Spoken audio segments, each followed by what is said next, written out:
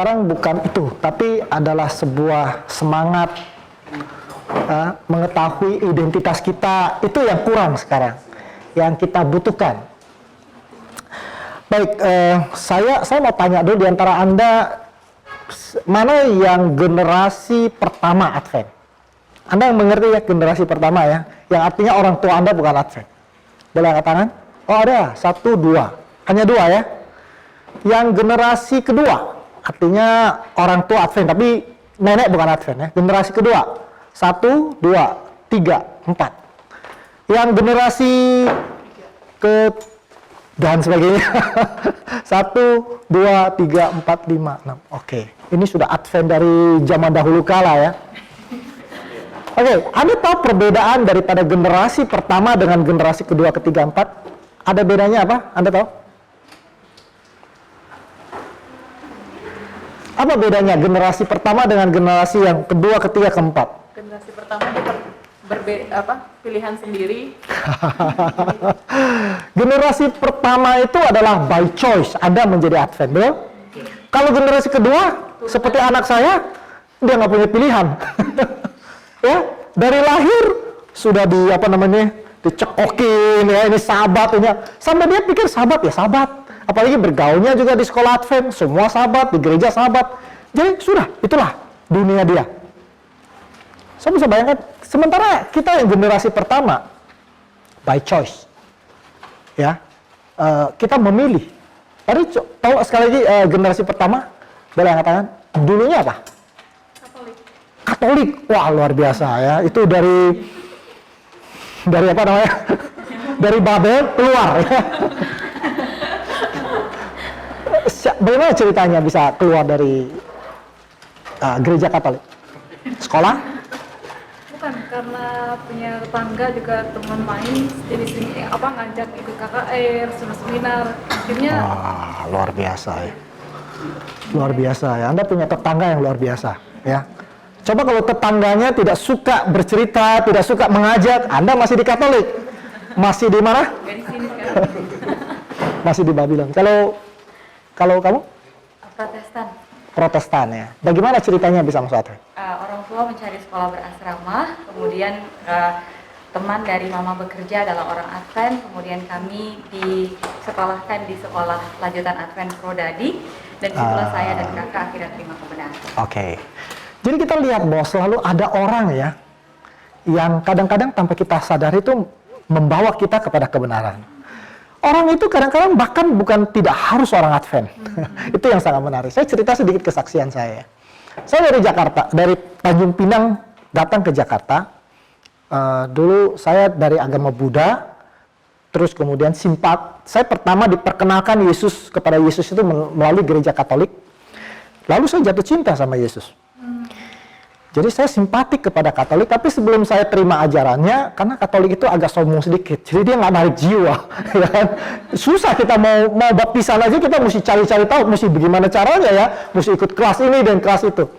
Lalu pindah ke Jakarta, sampai di Jakarta saya nggak ngerti kota Jakarta, tujuannya ya seperti itu, mau menjadi orang kaya, mau cari duit sebanyak-banyaknya ya, mencari kebahagiaan melalui uang. Nah sampai di kota Jakarta, kakak saya yang adalah pemimpin agama Buddha. Jadi kedudukannya itu kira-kira sama dengan ketua UNI lah ya. Jadi dia membawahi Buddha, agama Buddha Jepang seluruh Indonesia. Saat itu dia belum ketua, dia waktu itu masih mungkin ketua pemuda dan sebagainya lah. Sekarang dia sudah menjadi ketua UNI-nya. Lalu dia bilang, "Oke, saya cariin kamu sekolah." Waktu itu saya tinggal di Kemayoran. Lalu dia cari-cari sekolah dan akhirnya dia menemukan satu sekolah. Dia bilang, "Ini sekolah enak, dekat Kemayoran, kamu sekolah di situ saja." Saudara tahu sekolah apa itu? Keramat Pulau. Jadi waktu saya datang sampai di Keramat Pulau, saya dulu dari sekolah Katolik ya. Saya tahu sekolah Katolik nggak ada sekolah yang jelek lah ya. Gedungnya bagus, semuanya bagus. Jadi waktu saya sampai di sana, saya lihat sekolah Advent, saya kaget. Wah, ini sekolah jelek amat ya. Sorry ya, bukan. Ini curhat ya. Apa adanya, Pak? Ini ada yang Kerampul, boleh katakan Kerampul? Ada? Nggak ada? Oh, nggak ada. Malu mereka mungkin ya. Jadi saya lihat, waduh ini jelek banget. Terus kemudian sekolah kan zaman dulu kan Katolik juga sekolah 6 hari kan. Semua sekolah 6 hari, zaman saya masih tahun 79 saya masuk. Tahun 1979. Saya udah tua ya. Anda mungkin belum lahir ya. Jadi waktu hari Jumat dikasih tahu besok pakai baju, kan kita pakai seragam kan, besok boleh pakai baju bebas. Oke, pakai baju bebas. Jadi datang bawa, saya masih nggak tahu, masih bawa buku-buku sekolah. Sampai di sana katanya, oh nggak sekolah hari ini, masuk gereja. Sampai selesai gereja nggak ada kelas. Saya bilang mati, ini udah sekolahnya jelek, kaut lagi, ini sesat lagi. Jadi saya waktu mau pulang, akhirnya saya bilang sama teman saya masih ingat, namanya Sam Kongfi, ya. Dia Advent yang sangat taat sekali. Saya bilang, jadi nggak boleh sekolah. Kalau gitu, kita ke Gunung Agung aja yuk. Saya ajak dia ke Gunung Agung. Oh nggak boleh katanya. Wah ini benar-benar sesat nih saya bilang. Jadi saya sudah rencana tahun depan saya akan pindah sekolah. Ya cukup 1 tahun. Dan 1 tahun berlalu, di saat saya merencanakan untuk pindah sekolah, disitulah saya dibaptis ke dalam gereja Advent Masetan hari ke-7. Jadi saya lihat bahwa ada orang-orang yang Tuhan tempatkan dan menuntun kita kepada jalan yang benar. Dan Tuhan membutuhkan orang-orang seperti itu. Jadi sekarang waktu saya menjadi Advent, saya sendirian di dalam kebenaran itu. Dan saya lihat orang ke gereja selalu suami istri dengan anak-anak, bawa mobil. Saya selalu datang sendirian masuk gereja. Dan saya ingin membawa saudara-saudara saya ke gereja. Jadi saya datang, ingat waktu itu saya masih SMA kelas 2. Lalu saya datang, saya ajak sepupu-sepupu saya ya, pariban saya kalau orang Batak katakan ya, pariban saya. Wah, jadi saya ajak mereka untuk belajar Alkitab. Dan mereka katakan, belajar Alkitab? Boleh. Jadi saya ngajar satu kelompok teman saudara-saudara saya. Dan mereka mulai belajar, dan satu-satu mereka mulai melihat ada sesuatu yang baru yang mereka rata-rata Kristen yang mereka tidak dapat sebelumnya. Akhirnya satu-satu dibaptis. Ya. Saya merasa bahwa Tuhan menuntun kita sangat luar biasa. Kadang-kadang kita merasa bahwa yang kita inginkan terbaik, tapi Tuhan menjawab sesuatu dengan cara yang berbeda. Salah satunya adalah saya punya yang saya bilang pariban tadi, anak dari om saya, dia sudah tamat SMA. Jadi saya pikir satu-satunya cara dia bisa masuk Advent adalah kalau dia sekolah di Unai, ya kan? Jadi saya ajak dia ke Unai, saya lihat tuh Lembang tuh begitu dingin, enak seperti di luar negeri. Saya ambilin dia brosur, saya isiin dia, pokoknya saya lakukan segala sesuatu. Dan dia bilang, oke boleh, kayaknya enak juga di sini. Ya, belum tahu ada sekolah di tempat yang seperti ini ya. Wah dia juga excited sekali. Dan menjelang saat-saat terakhir dia bilang, aduh nggak jadi. Kenapa? Teman SMA saya ngajak saya sekolah di Singapura. Saya bilang, Tuhan, kenapa Tuhan gagalkan rencana ini? Ini kalau dia jadi masuk sudah pasti Advent. Tapi sekarang dia masuk ke sekolah di Singapura. Kita tahu Singapura itu kan negara yang sekular ya. Agama itu pasti nomor kesekian. Jadi saya pikir, Tuhan, kenapa Tuhan gagalkan itu? Kenapa Tuhan nggak bikin supaya dia masuk sekolah di Unai? Saya tahu Tuhan jawab doa dengan cara yang berbeda. Dia pindah ke Singapura dan dia sekolah di sekolah SCUC, sekolah Advent di sana, yang banyak Chinese-nya, dan dia dibaptiskan di sana. Jadi sekarang saya dari minoritas di dalam keluarga. Saya mau cerita sedikit waktu saya makan. Jadi ada kakek kita lah ya. Jadi dia ulang tahun, jadi semua makan. Jadi ada satu meja besar duduk di sana. Keluarlah makanannya. Saya satu-satunya yang Advent, yang lainnya semua Kristen lain atau Buddha. Keluar satu makanan. Ya, babi panggang. Saya nggak makan. Saya bisa bayangkan malunya saya. Duduk di situ, kalau makan jalan kan kita nggak pusing ya. Paling kita nggak makan juga orang nggak tahu. Ini duduk di situ, saya nggak bisa makan. Jadi semua makan. Kenapa sih Edi nggak makan? Oh dia nggak makan babi katanya. Oke, saya diem aja di situ. Anda bayangkan saya kelas masih SMA, masih siapa lah SMA di sini ya, masih mentalnya masih. Jadi kalau makanannya nggak keluar semua lagi satu-satu. Nah nanti sudah diambil babi panggangnya, datang satu sayuran. Saya bilang, wah saya boleh makan di sayuran. Saya tekan ini boleh makan, tapi ada udangnya katanya. Nggak bisa makan juga. Jadi semua makanan satu persatu. Saya bukan vegetarian waktu itu. Satu persatu keluar. Dan tidak ada satupun yang saya bisa makan. Jadi saya duduk di situ seperti orang bego sampai perjamuan itu selesai. So sekarang terus tidak lama kemudian kita makan lagi sama-sama. Dan kali ini pengikut saya sudah banyak. Jadi dari satu meja yang tadinya semua Advent cuma satu, sekarang hampir 70% dari meja itu sudah Advent. Bukan saja Advent yang nggak makan makanan haram, tapi sudah vegetarian. Ya. Jadi kita satu meja semua vegetarian. Jadi yang saya mau sampaikan adalah Tuhan ingin ada banyak orang yang menjadi terang, menuntun orang kepada Tuhan. Dan Ellen White katakan no greater blessing than leading soul to Jesus. Itulah pekerjaan yang paling mulia. Saya mau Anda baca, mungkin bergantian ya, baca di dalam Matius 20 ayat 1. Matius 20 ayat 1, masing-masing satu ayat ya, sampai kepada ayat yang ke-16.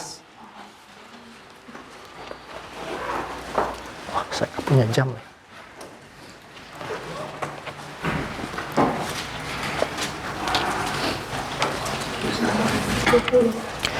Matius 20 ayat 1 sampai 16. Oke, silakan. Perumpamaan tentang orang-orang upahan di kebun anggur. Adapun hal kerajaan sorga sama seperti seorang tuan rumah yang pagi-pagi benar keluar mencari pekerja untuk kebun anggurnya. Setelah ia sepakat dengan pekerja-pekerja itu mengenai upah sedinar sehari, ia menyuruh mereka ke kebun anggurnya.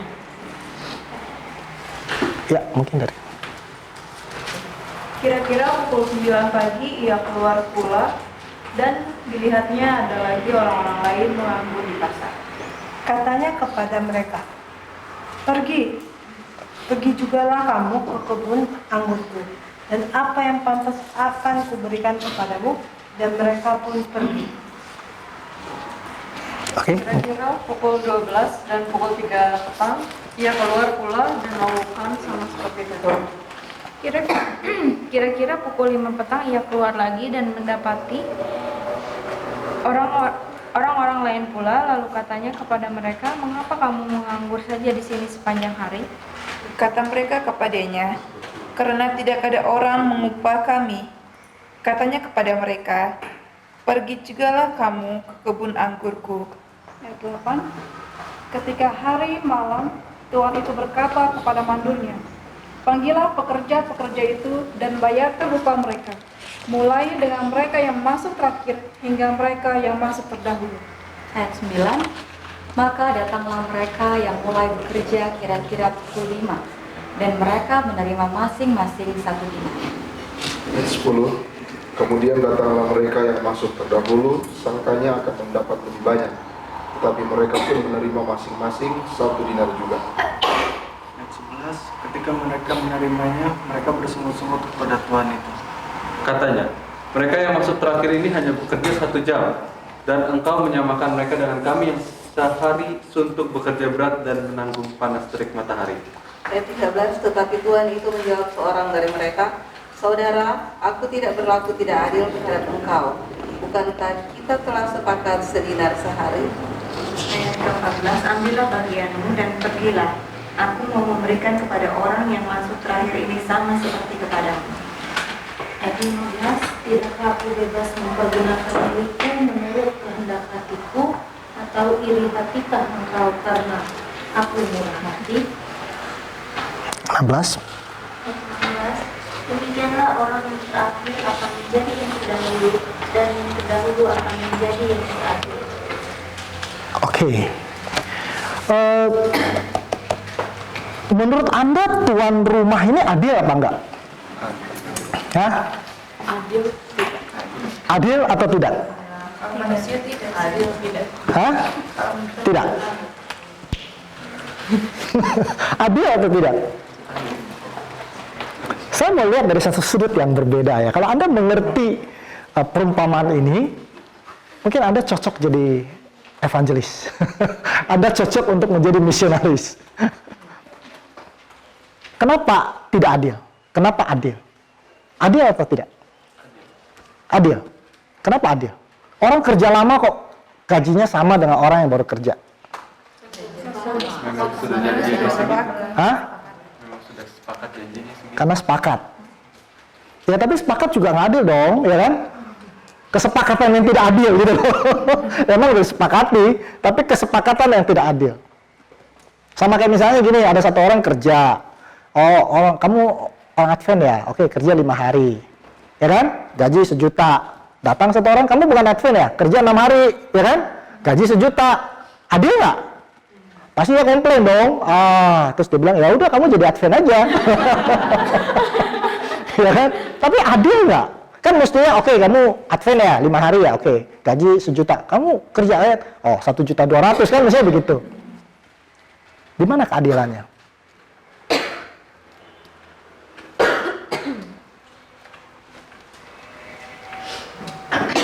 Bagaimana kita bisa mengatakan adil? Orang kerjanya lebih lama, gajinya sama.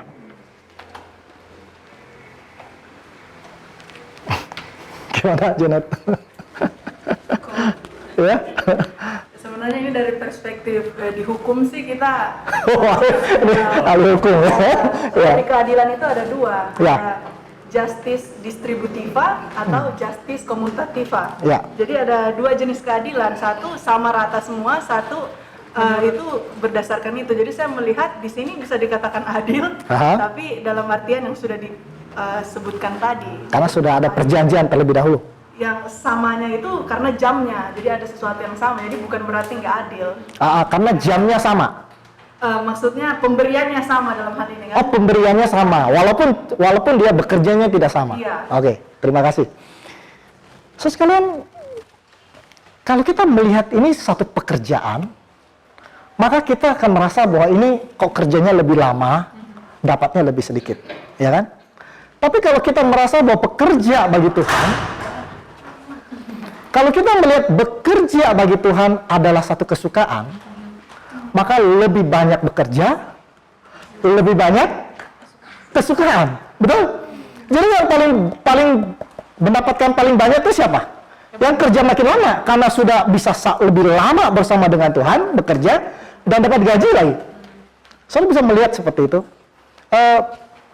Kalau kita diminta oleh, kalau saya bilang, oh ya, Presiden Jokowi mau pindah rumah, sibuk banget, minta tolong bisa nggak? Kalau saya ajak, ada yang mau bantu nggak? Digajinya cuman ya paling 500.000 lah. Anda mau bantu? Mau. Anda bantu duluan. Nanti tiba-tiba masih kurang orang, ini saya cari 1 juta mau, semua mau. Yang kerja makin lama makin senang, makin lebih lama bersama dengan Jokowi kan? So lihat bahwa pekerjaan Tuhan itu akan menjadi beban. Anda akan perhitungan kalau Anda jadikan itu beban. Tapi kalau Anda menikmati bekerja sama dengan Tuhan, Anda tahu ada suatu perkabaran yang saudara bisa sampaikan kepada orang lain, yang bisa membawa ibu ini bisa sampai ke gereja Advent. Itu adalah sesuatu yang kita akan, saya nggak tahu para saudara pernah membawa jiwa. Waktu saudara-saudara saya dibaptis, saya merasa saya pernah dapat motor, dapat mobil, beli rumah, semua membahagiakan kita kan. Tapi tidak pernah sebahagia waktu saya melihat saudara saya dibaptis. Saya menangis karena sukacita melihat satu orang yang tadinya nggak kenal Tuhan dan menyerahkan dirinya untuk dibaptis di gereja Advent. So sekalian, saya nggak tahu bagi Anda yang sudah generasi ketiga, keempat, Anda bangga nggak sih jadi Advent?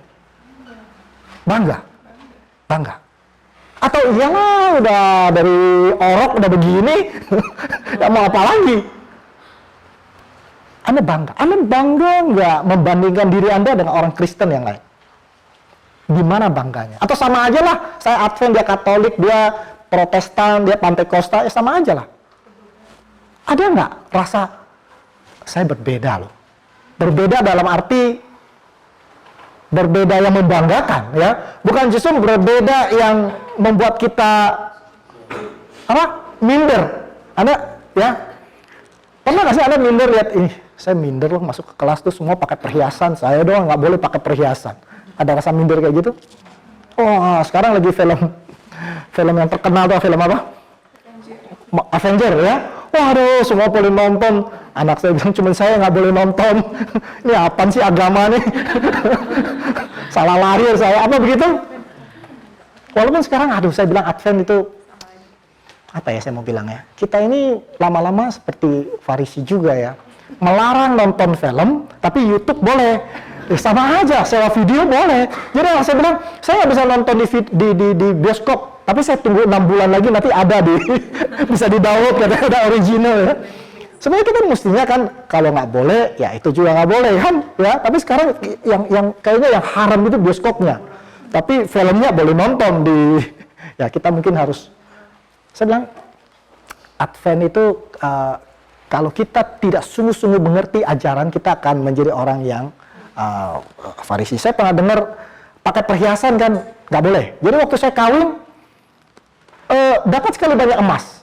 Ini mau diapain? Ya, dapat emas dari saudara-saudara kan kasih emas kan. Mau diapain? Nggak boleh pakai emas, nggak boleh pakai perhiasan kan. Lalu teman saya bilang dileburin aja, bikin ini apa namanya?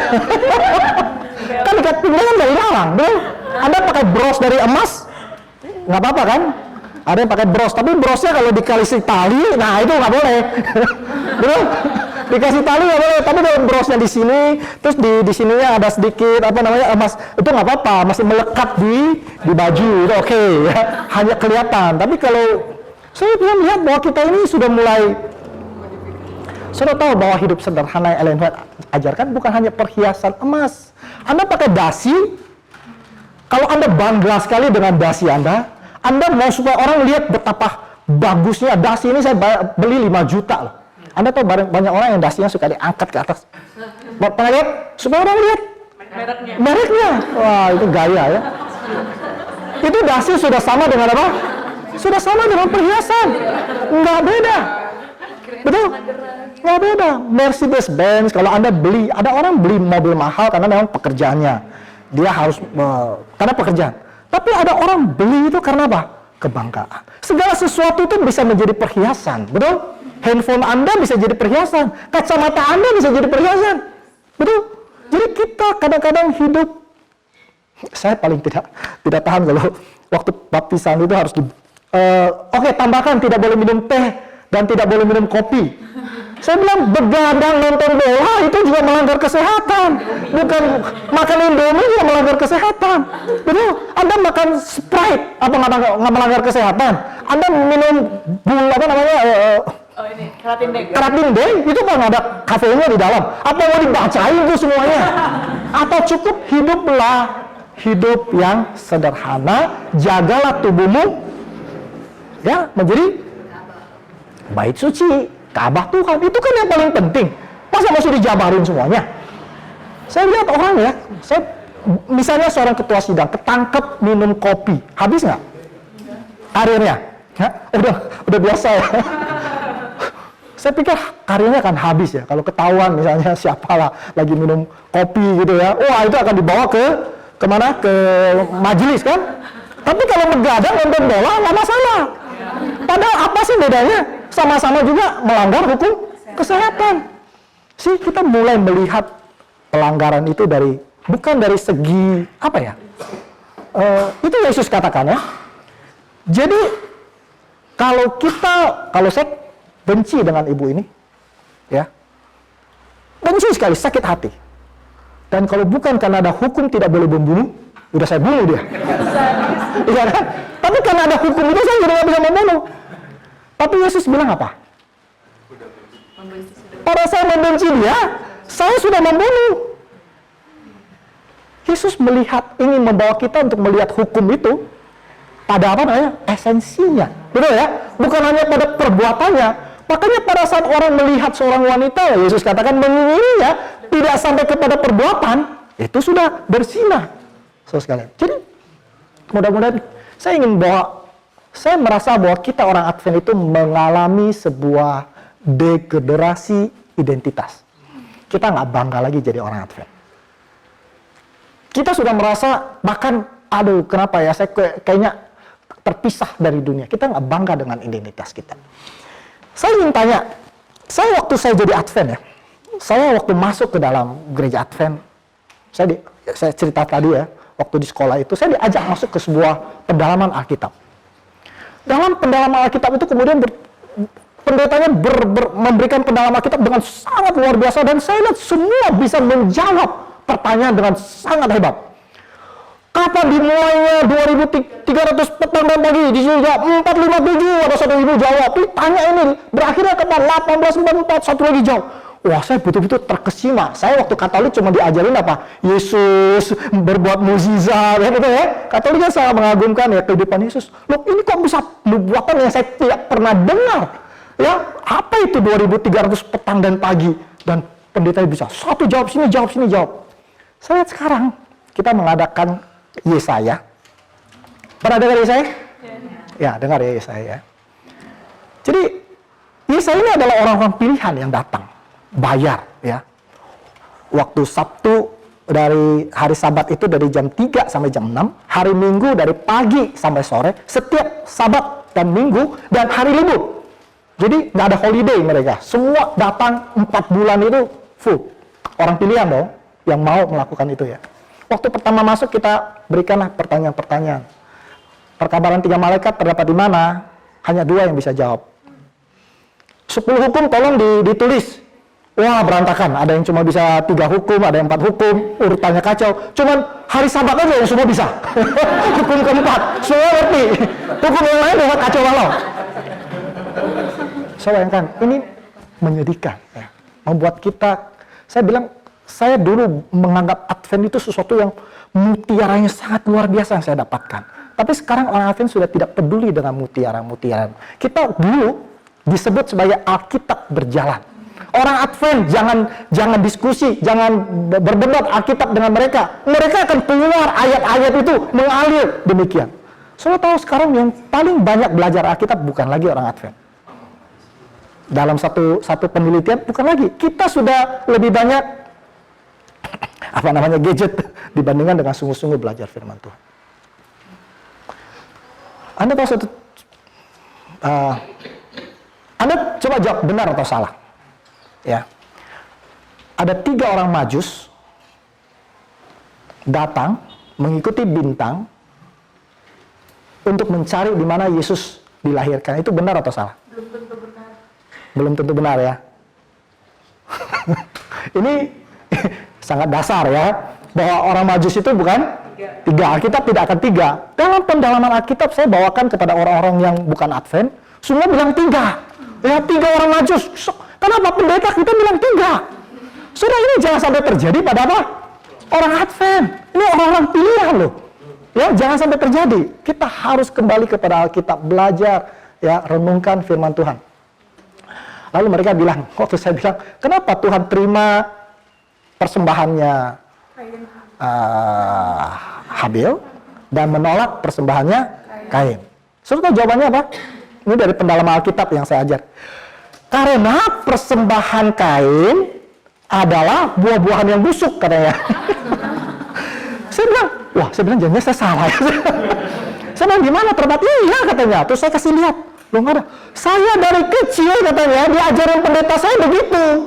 Soalnya orang luar, orang Kristen itu mereka hanya percaya kepada siapa?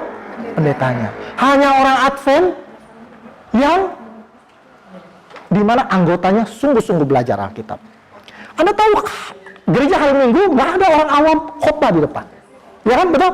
Hanya orang Adventnya ketua, ya kan, diakon bisa khotbah. Pendeta itu khotbah paling 1 kuartal 1 kali. Kalau gereja hari Minggu tiap hari, pendeta tiap minggu mereka harus khotbah, betul ya? Betul. Sekarang satu lagi testing. Ini dari cerita dari Alkitab atau dari film.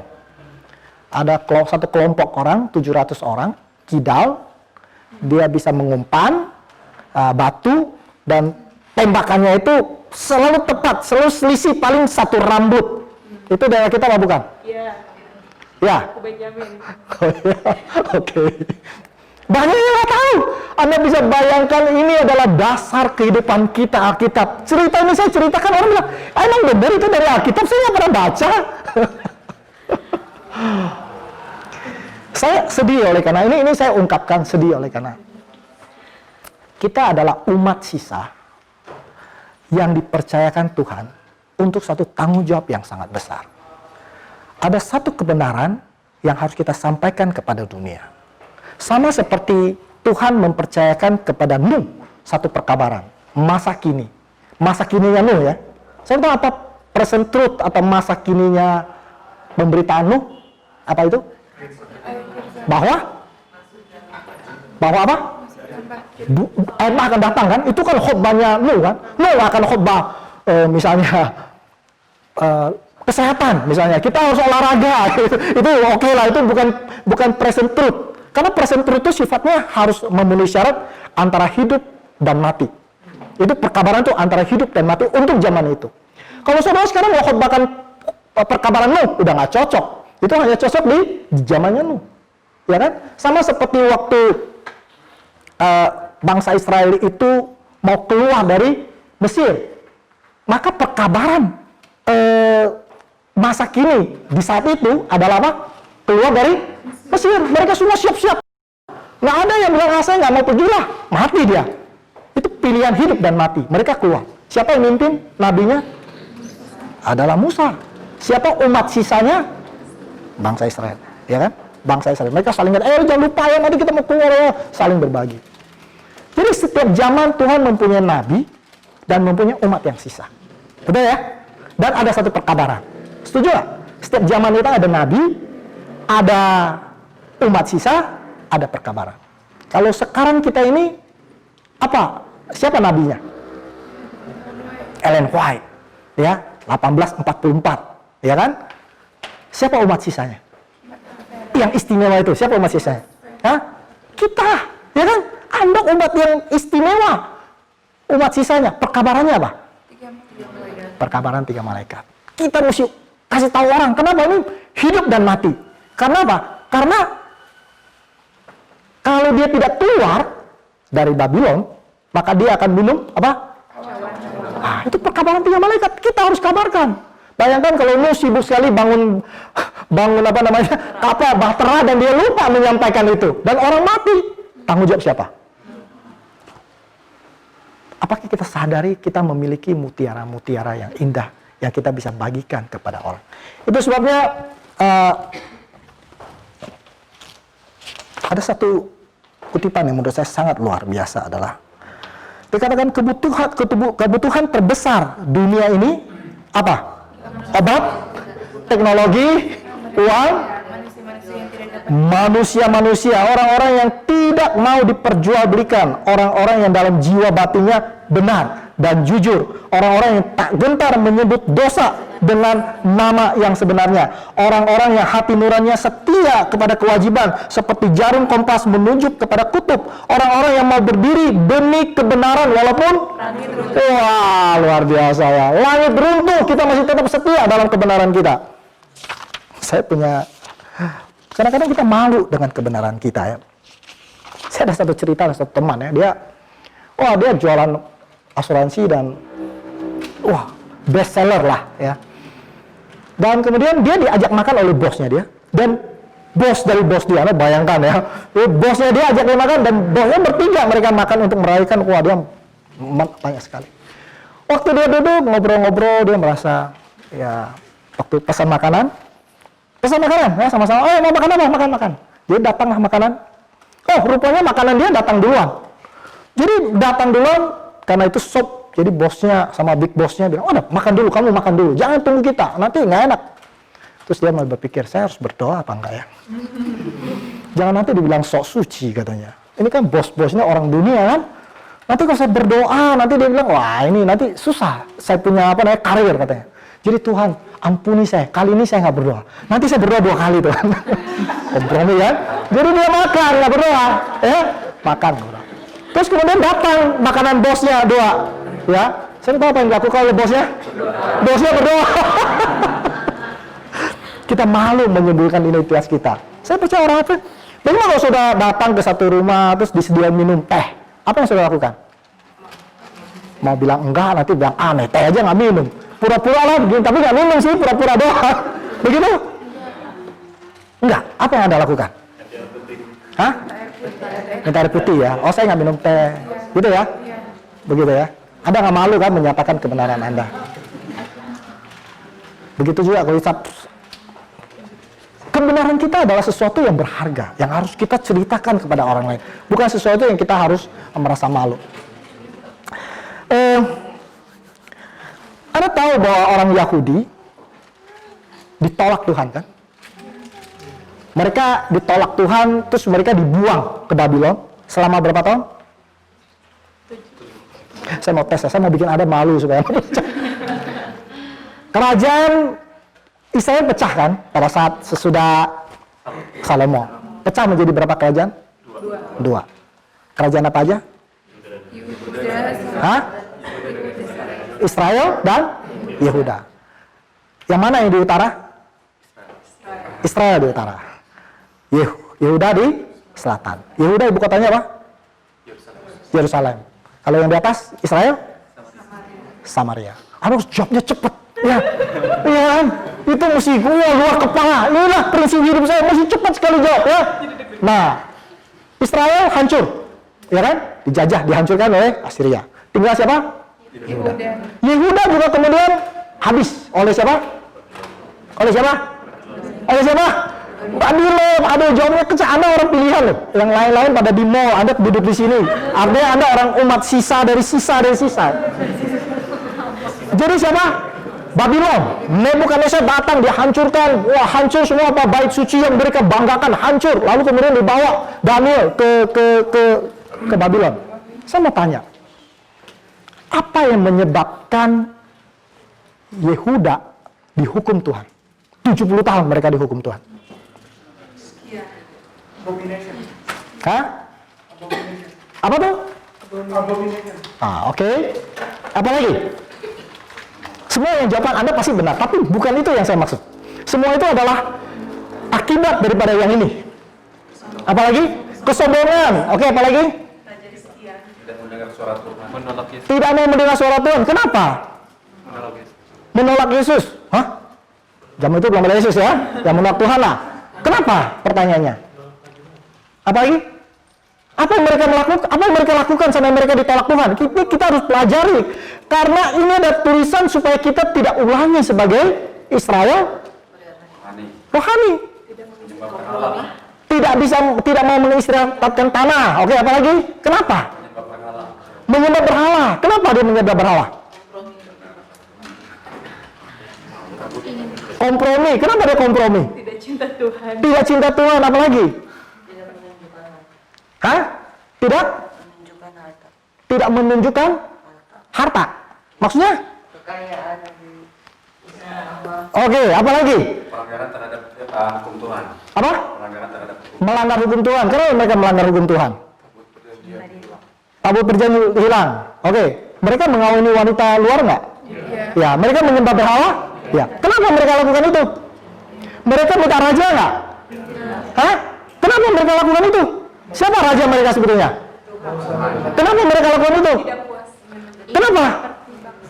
Exactly, itu jawabannya. Mereka ingin seperti bangsa-bangsa yang ada di sekitarnya. Betul? Mereka lihat, waduh ini wanita Advent cantik sih, tapi nggak pakai perhiasan ya. Kelihatannya nggak ada lipstiknya nggak ada, nggak bisa. Kalau wanita luar itu cantik loh, cara mereka berpakaian seksi, ya kan? Mereka ingin seperti dunia kan? Lalu, aduh, penyembahan kita ini musiknya piano, tapi penyembah berhala ada tarian-tariannya, betul? Wah, kita domba lagi yang disembeli, ya kan? Di sana, wah yang disembeli kadang anak, bayi, betul kan? Manase kan, bayinya, wah tariannya segala macam, kayaknya luar biasa. Kita ini raja, mereka manusia. Kita raja mana kelihatan? Nggak kelihatan. Tuhan. Sampai mereka minta apa? Minta raja. Dan saat itu Samuel sangat sakit hati. Lalu Tuhan bilang, kok kamu sakit hati? Bukan kamu yang ditolak. Saya yang ditolak. Saya ini raja. Dibilang, udah Tuhan nggak usah jadi raja. Kamu mau manusia aja. Saya bisa bayangkan bagaimana perasaan Tuhan. Hanya satu, kenapa? Karena bangsa-bangsa lain rajanya apa? Manusia. Kami mau sama seperti bangsa yang lain. Ya, sangat menarik. Lalu kemudian mereka dihukum oleh Tuhan berapa tahun? 70 tahun. Oke? Saya mau tanya, ini pertanyaan, Anda hati-hati. Keluar dari Babylon, ya, pulang, mereka kapok nggak? Mereka kapok nggak? Mereka kapok nggak? Kapok bukan main. Mereka katakan, gara-gara kita mau sama dengan dunia, kita dihukum Tuhan 70 tahun. Oleh karena itu sekarang kita harus bikin tembok yang tinggi antara kita dengan dunia. Jangan lagi kita mau mengambil wanita dunia, jangan lagi kita mau menyembah mereka, berhalanya mereka, jangan lagi kita mau bergaul dengan mereka. Pokoknya mereka itu adalah kafir dan kita adalah bangsa pilihan. Kita tidak boleh berbicara dengan wanita Samaria karena mereka itu adalah orang berdosa. Jangan nanti kita dihukum Tuhan lagi seperti yang dulu. Saya lihat sekarang mereka bikin tembok, tadinya kawin mawin mau sama seperti mereka, sekarang tembok dan mereka itu adalah sampah. Saya mau tanya, itu yang Tuhan mau? Itu yang Tuhan mau? Nah, sekarang ini pertanyaan yang sangat menarik. Adakah Israel atau Yahudi sebelum masa pembuangan di gereja Advent yang ingin sama dengan dunia? Ada? Ada anggota Advent yang seperti orang Yahudi sebelum pembuangan yang ingin sama seperti dunia? Ada? Ada nggak?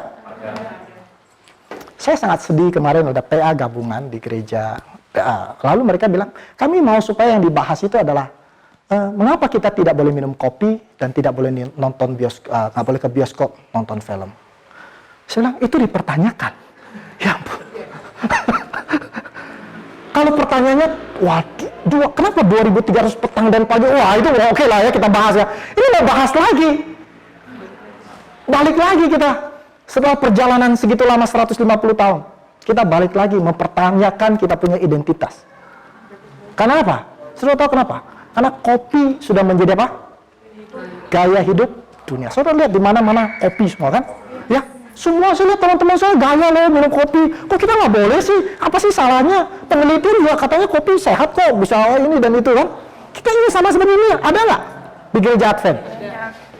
Ingin sama seperti dunia. Saya tidak mau menyinggung siapa-siapa. Ini ada cerita yang menurut saya sangat menarik. Jadi ada satu calon pendeta mau sekolah di UNAI. Jadi kemudian di-drop lah dia sampai ke Bandung, lalu suruh pergi sendiri ke UNAI. Dia bilang, saya bagaimana caranya saya nggak tahu ke UNAI.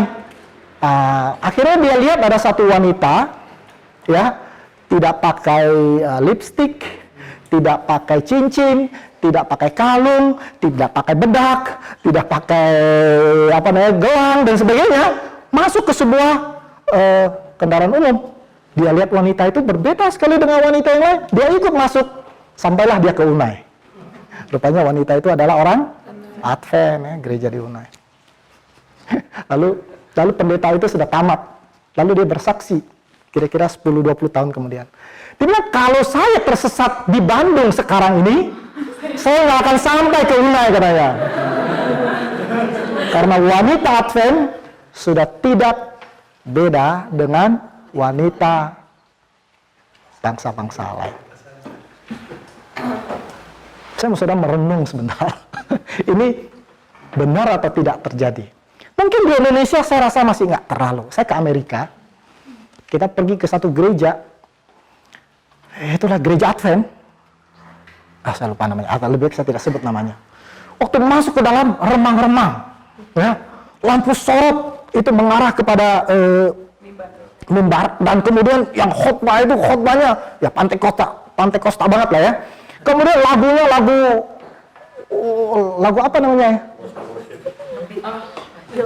Hillsong, ya. Wah, bandnya itu betul band yang keras ya, bukan yang band halus ya, keras sekali. Dan saya tahu di depan ada kopi gratis. Kopi gratis disediakan oleh gereja.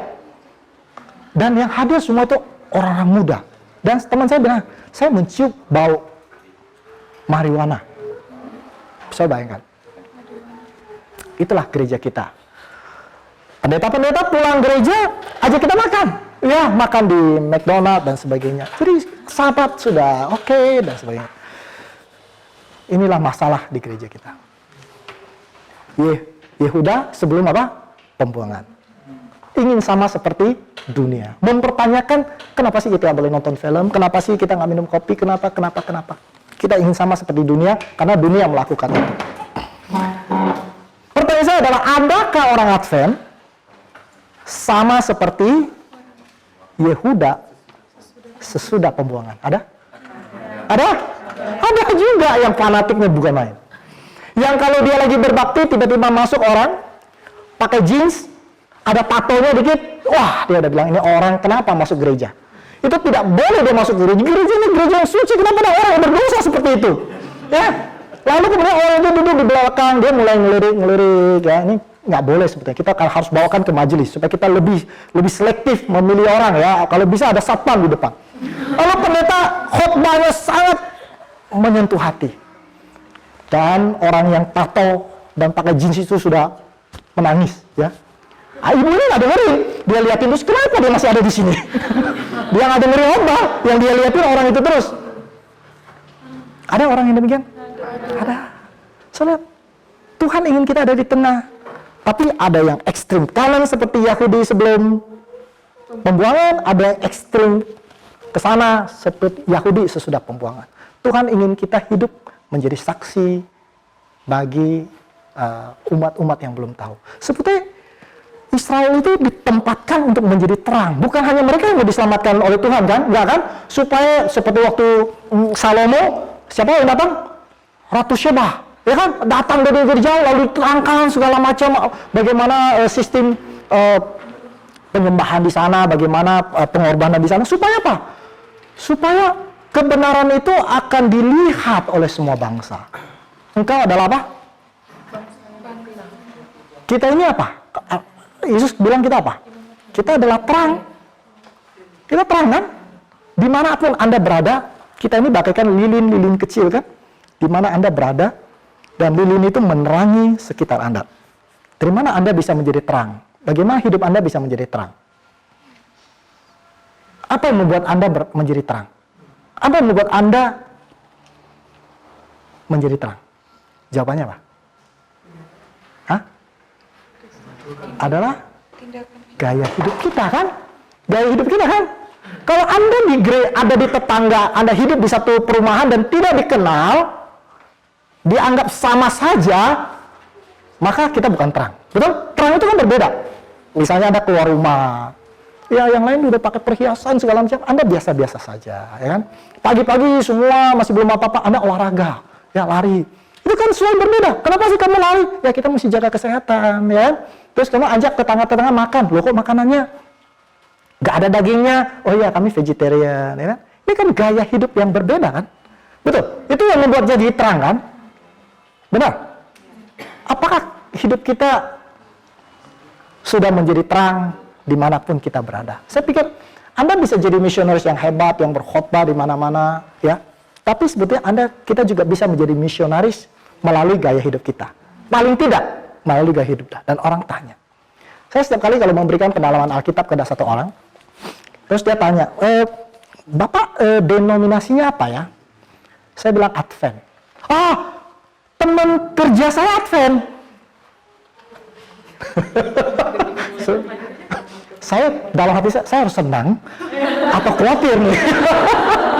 Harusnya senang dong. Artinya saya nggak perlu banyak cerita, dia udah tahu lah ya kan bahwa Advent itu adalah jujur ya, setia, nggak korupsi ya kan, takut Tuhan, menjauhi kejahatan dan sebagainya kan. Jadi saya ngajarnya lebih gampang dong, betul. Tapi justru saya takut.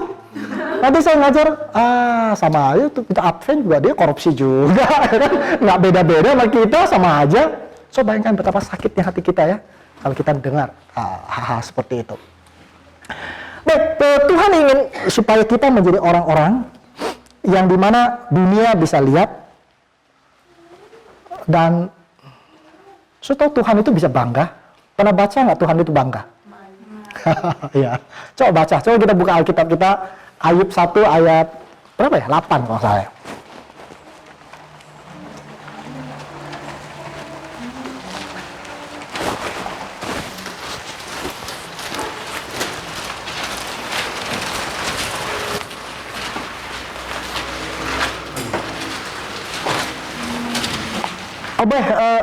Siapa namanya?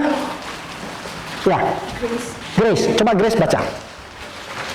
Ayub 1 ayat 8. Lalu bertanyalah Tuhan kepada iblis, apakah engkau memperhatikan hambaku Ayub? Sebab tiada seorang pun di bumi seperti dia yang demikian saleh dan jujur, yang takut akan Allah dan jauh kejahatan. Oke, sekarang coba Grace baca sekali lagi, ganti Ayub dengan nama Grace. Lo kan sama-sama umat sisa kan? Ya kan? Berat ya? Berat ya? Malu ya? Nggak pantas kayaknya ya kita kalau bahasa panah kita ya. Sungguh Tuhan itu bangga lihat Ayub. Dia lihat kak hamba saya. Mau bikin Tuhan bangga, jadi terang. Saya ingat waktu saya dari Tanjung Pinang datang ke Jakarta. Papa saya bukan orang yang suka mendidik anak seperti apa. Tapi saya ingat satu kata dia sampai sekarang saya nggak pernah lupa adalah bikin orang tuamu bangga. Ya, artinya apa? Janganlah kamu nanti ketangkaplah oleh KPK. Itu kan maksudnya kan? Jadilah nggak perlu mesti hebat-hebat, tapi bikinlah orang tuamu bangga. Waktu saya punya anak sekolah ke Amerika, satu-satunya saya pesankan ke dia juga sama, make me proud, bikin saya bangga. Ya kan? Itu yang harus kita lakukan bukan? Membuat Tuhan itu bangga. Seperti Ayub membuat Tuhan bangga. Dan setiap pagi kita bangun tidur, saya pikir yang harus kita bertanya pada diri kita sendiri adalah, apakah hari ini saya mau membuat Tuhan itu bangga dalam hidup saya? Betul? Apakah, nah ini ayatnya Anda bisa baca ya. Luar biasa dalam Matius 5 ayat 16 dikatakan. Matius 5 ayat 16.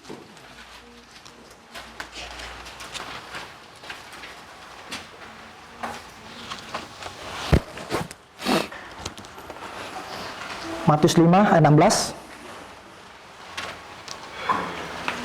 Ada yang dapat langsung baca? Matius 5 ayat 16. Demikianlah hendaknya terangmu bercahaya di depan orang supaya mereka melihat perbuatanmu yang baik dan memuliakan Bapamu yang di surga. Kenapa perbuatan baik kita harus dilihat orang? Kenapa kita menjadi pusat perhatian bagi orang? Karena kita terang. Dan waktu orang melihat kita terang, apa yang dia lakukan? Bukan, wah kamu hebat banget, dia luar biasa. Enggak. Tapi memuliakan Tuhan yang di surga. Tuhan akan bilang, aduh, saya bangga dengan Grace, ya. Berbeda dengan yang lain. Wah, dia takut Tuhan, menjauhi kejahatan. Yang Tuhan bangga. Kita mau anak kita bangga. Kita mau bangga terhadap anak kita kan. Kalau anak kita misalnya juara kelas, wah kita bangga. Anak kita bisa menolong orang lain pun kita bangga. Jadi begitu juga Bapa di surga itu bangga dengan kita kalau kita menghidupkan kehidupan yang menjadi terang bagi sesama kita manusia. Tetapi, satu lagi, Roma 2 ayat 24.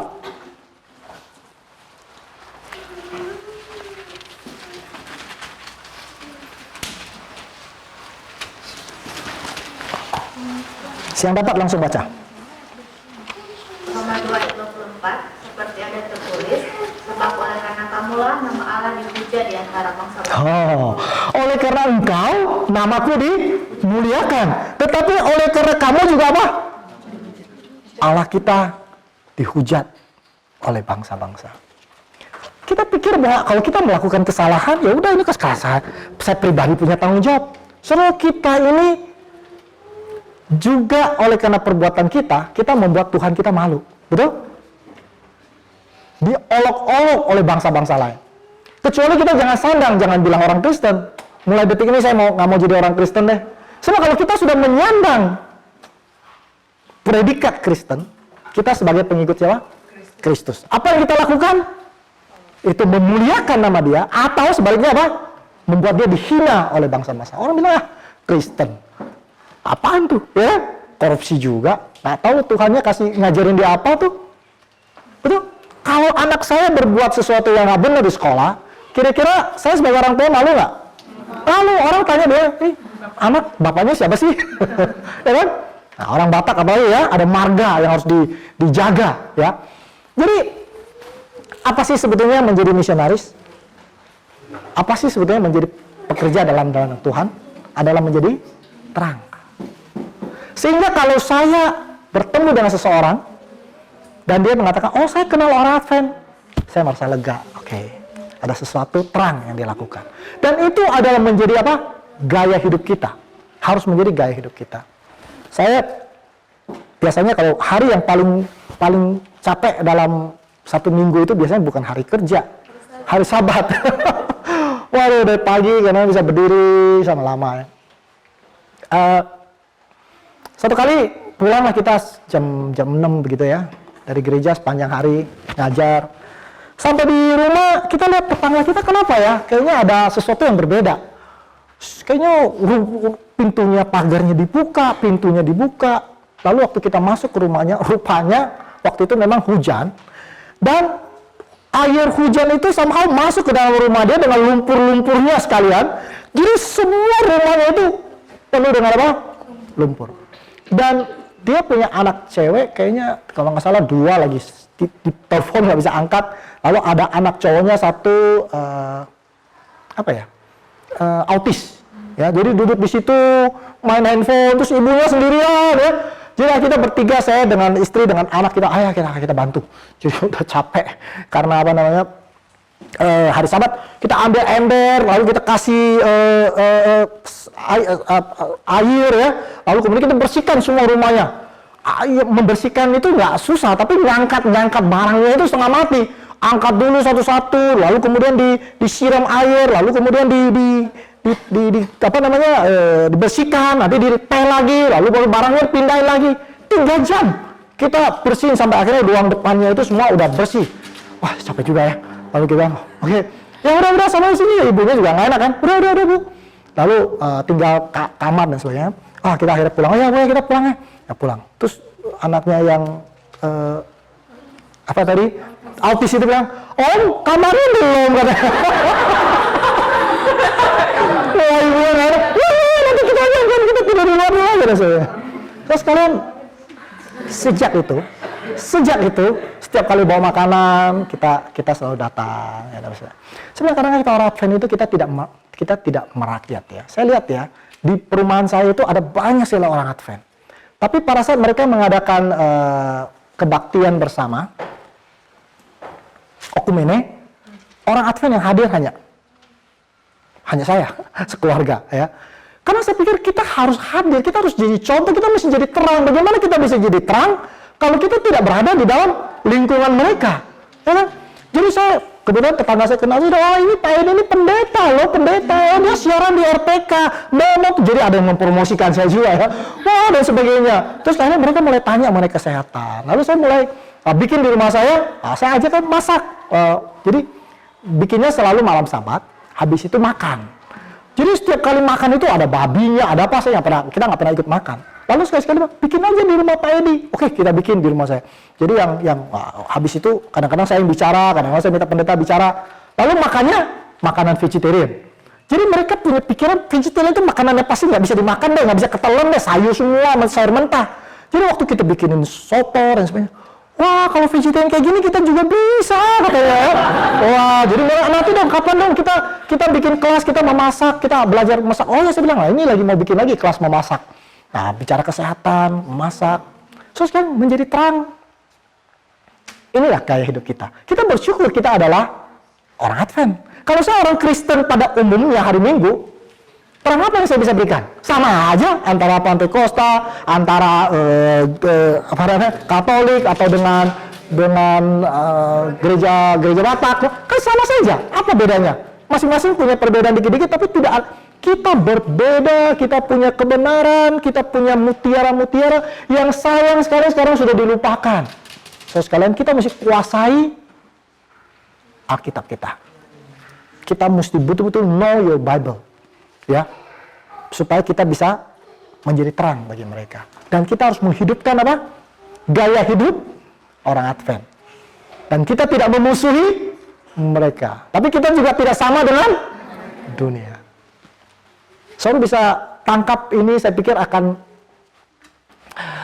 kita akan pulang dengan tempat ini. Kalau saudara lakukan itu, saya pikir kita akan menjadi terang-terang yang akan menerangi dimanapun saudara berada. Di sekolah, di tempat kita kerja, orang mengenal kita berbeda. Kalau saudara tidak dikenal berbeda, saudara sudah sama dengan dunia.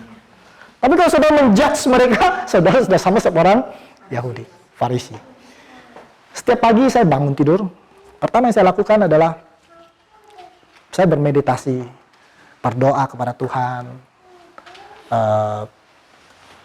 Saya selalu mengatakan, Tuhan, saya umurnya udah 55 tahun, saya lihat tetangga saya meninggal tiba-tiba tanpa sebab.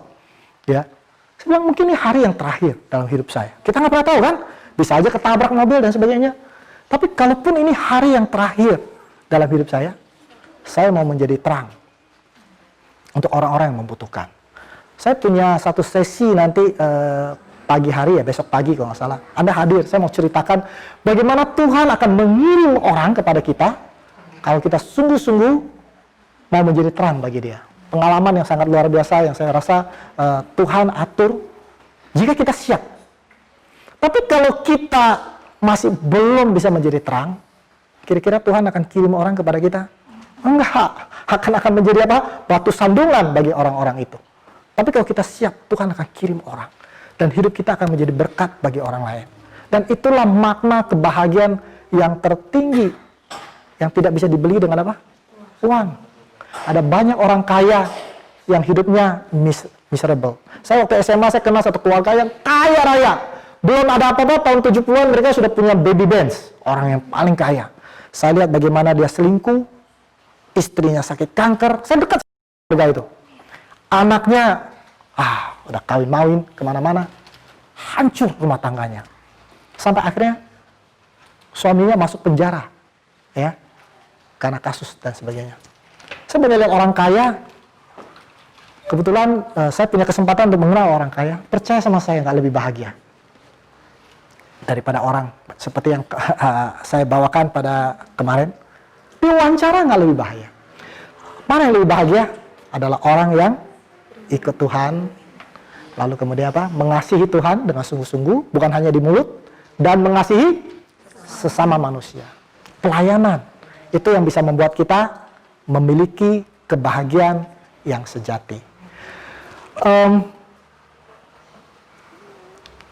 Mudah-mudahan berpisah dari tempat ini, ya, kita bisa mempunyai satu hubungan yang dekat dengan Tuhan. Karena satu-satunya cara kita bisa menjadi orang yang bisa menjadi terang adalah hanya satu caranya. Kita harus dekat dengan apa? Bagaimana bulan bisa mengeluarkan cahaya? Memantulkan dari matahari. Jadi kalau kita ingin menjadi terang, kan dilihat dari apa? Terang itu kan dilihat dari apa?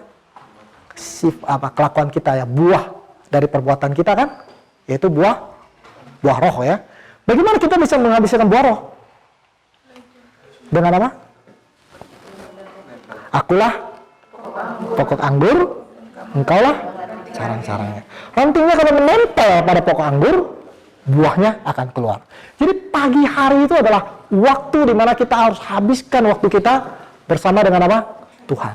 Mempersiapkan diri kita untuk jam-jam yang mendatang. Jadi kalau kita bangun tidur terus langsung mandi, terus langsung pergi kerja, percayalah kita tidak akan bisa menjadi terang. Gunakan waktu Anda. Biasanya saya menggunakan waktu kurang lebih 1 jam, tergantung mood, tapi minimal 1 jam.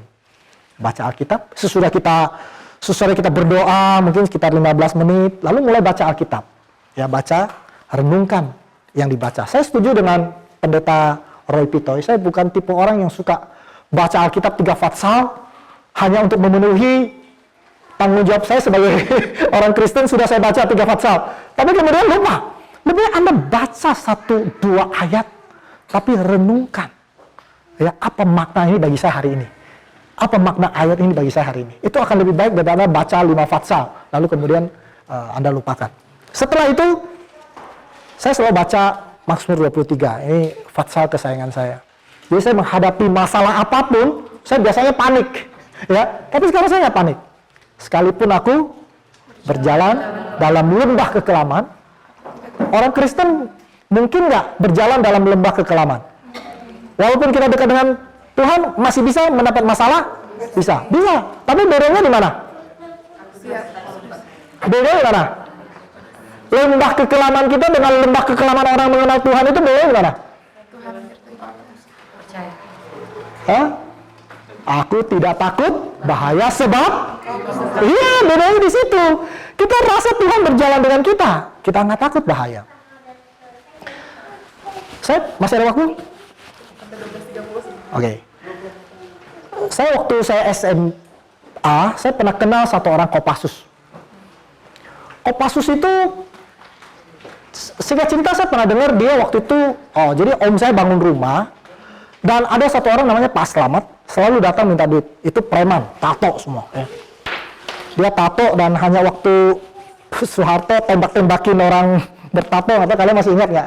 Petrus, lalu tatonya dihilangkan. Tapi dialah apa istilahnya preman di situ ya. Jadi kemudian om saya kesel, om saya panggil si siapa namanya, aduh saya kok lupa namanya, Pak Bada ya, Pak Bada ini Kopassus. Lalu Pak Bada datang, ini saya dengar cerita ya, karena waktu itu saya belum di Jakarta. Lalu Pak Badra pas lagi di situ datang Pak Slamet. Lalu dia, Pak Slamet sini. Lalu kemudian diajak ke kamar. Nggak tahu apa yang terjadi, kedebuk, keluar Pak Slamet babak belur semua. Dan sejak itu jadi teman baik sama om saya, jadi office boy-nya om saya lah. Jadi Pak Badra ini selalu datang, kadang-kadang main ke rumah, dan saya selalu dekat dengan dia ya. Pak Badra satu kali dia kasih lihat, nih mau lihat pistol saya.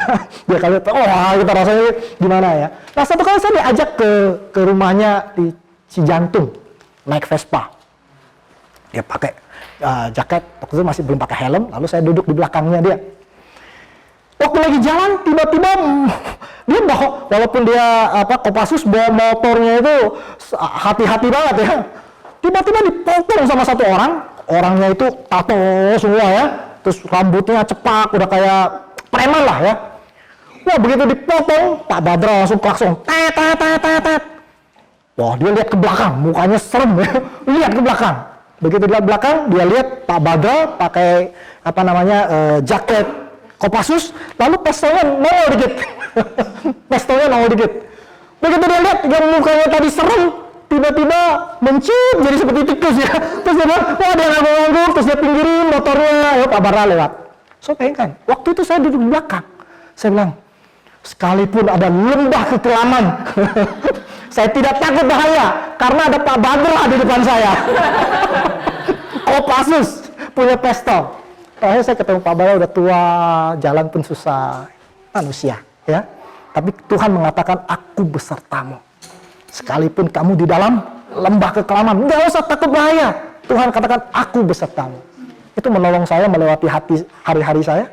Saya nggak pernah takut masalah lagi, karena Tuhan beserta. Untuk mendapatkan keyakinan itu nggak bisa mendadak. Kita harus berjalan bersama dengan Tuhan, habiskan waktu pagi itu untuk berkomunikasi dengan Dia, berbicara dengan Dia, membaca Alkitab, mengulangi ayat-ayat hafalan.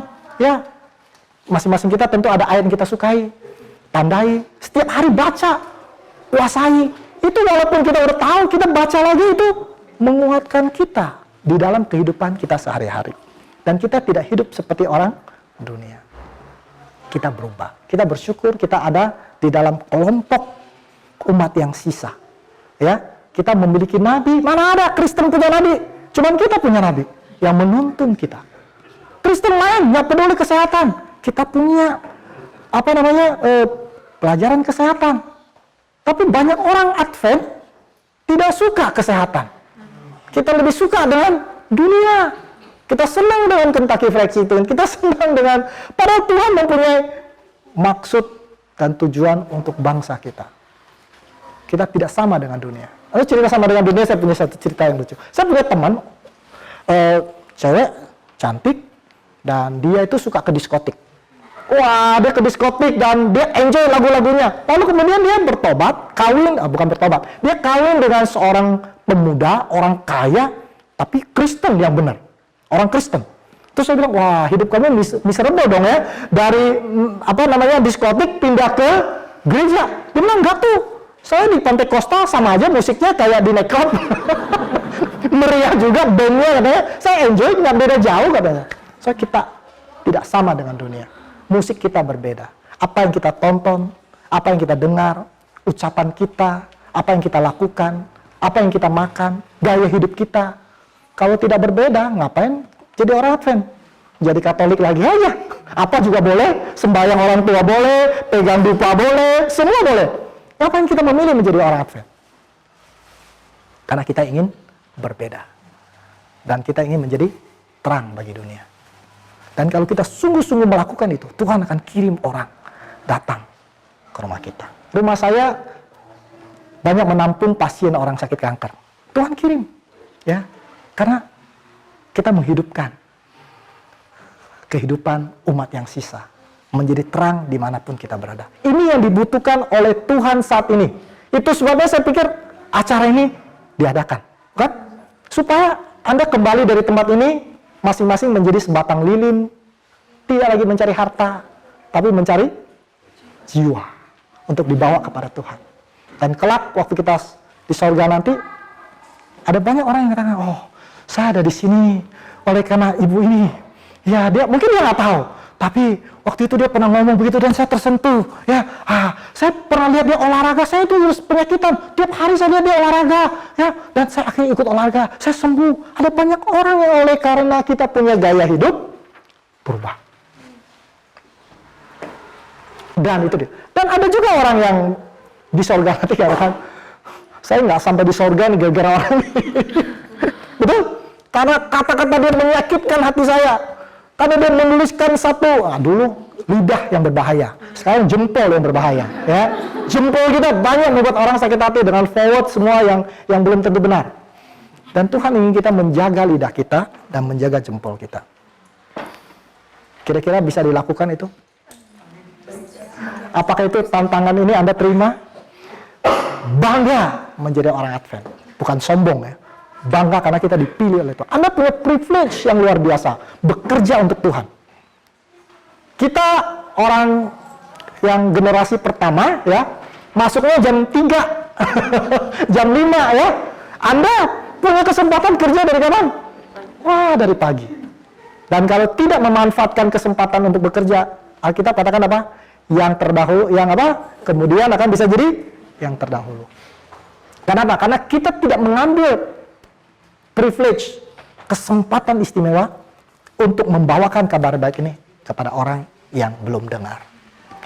Jadi persiapkan diri kita pada pagi hari. Itu adalah, Yesus adalah Tuhan.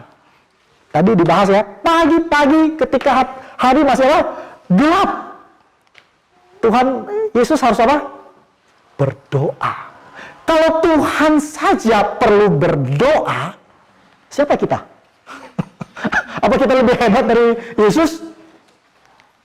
Kita bisa memulai hari tanpa butuh-butuh bertelut, membaca firman Dia, bersekutu dengan Dia, mengatakan, Tuhan, hari ini jangan saya menjadi diri saya. Biarlah Tuhan yang hidup di dalam saya.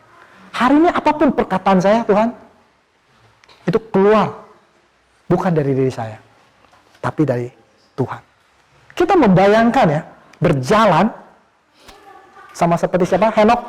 Membayangkan saat kita melakukan aktivitas, Yesus itu ada di samping kita. Secara imajiner kita membayangkan. Kalau kita membayangkan seperti itu, apakah kita bisa marah-marah? Bisa hina orang? Bisa sombong? Nggak pantas lah, ya? Karena ada. Jadi ini yang harus kita lakukan setiap hari. Saya mengharapkan bahwa PYC ini Anda tidak datang hanya mendapatkan pengetahuan, oh begini, begitu. Tapi Anda pulang menjadi orang yang berbeda. Karena memang Anda berbeda. Ini sebetulnya Anda bukannya belajar untuk berbeda. Anda memang sudah berbeda. Anda hanya perlu menyadari Anda berbeda. Dan tidak malu menjadi orang yang berbeda. Dan tidak sombong menjadi berbeda. Tapi harus menjadi terang. Dan perbedaan kita ini akan menjadi berkat bagi orang lain. Dan kalau ini kita hidupkan dengan benar, dunia akan datang kepada kita pada saat mereka membutuhkan. Memang kita dihina-hina, tapi pada saat mereka membutuhkan, orang yang sungguh-sungguh, mereka datang ke kita. Mereka tidak akan datang kepada teman-teman yang ngajak foya-foya, yang mencari kesenangan dunia. Karena dia tahu orang itu tidak bisa menolong dia. Tapi dia akan kembali kepada orang yang dia tahu sungguh-sungguh bersama dengan Tuhan. Dan itulah saudara. Jadi hari ini saya ingin memberitahukan bahwa kita adalah umat yang telah dipanggil Tuhan sebagai umat sisa. Saya nggak tahu bagaimana caranya. Ada yang mungkin melalui tetangganya, ada yang melalui temannya, ada yang dipanggil oleh Tuhan lewat keluarga dan sebagainya. Tapi privilege ini sudah ada pada kita. Mari kita gunakan itu dan memberitahukan lebih banyak orang akan kebenaran ini.